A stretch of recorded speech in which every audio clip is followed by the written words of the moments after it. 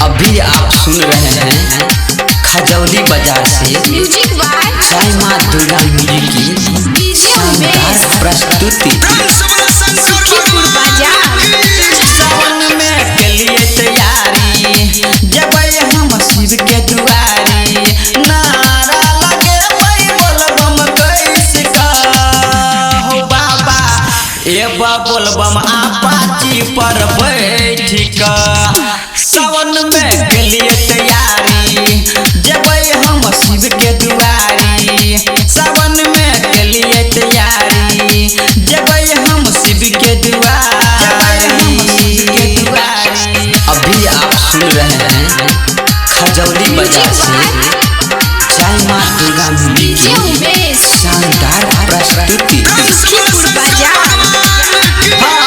कमला में जल भरी करबै तैयारी ए बहो भोला बाबा तोरे दुआरी।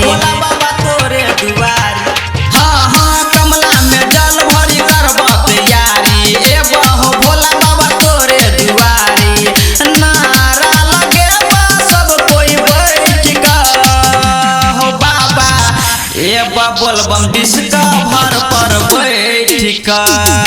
सावन में के लिए तैयारी जब हम शिव के दुआरी सावन में के लिए तैयारी जब हम भोला दुआरी।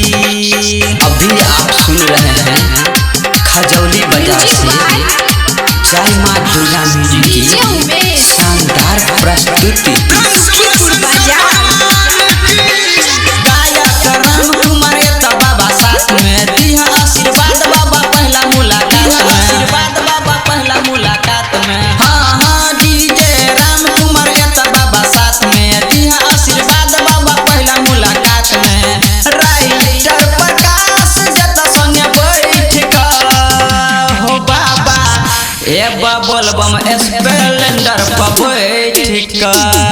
सावन में के लिए तैयारी जब हम शिव के दुआरी नारा लगे बोलबम कैसे का हो बाबा ए बोलबम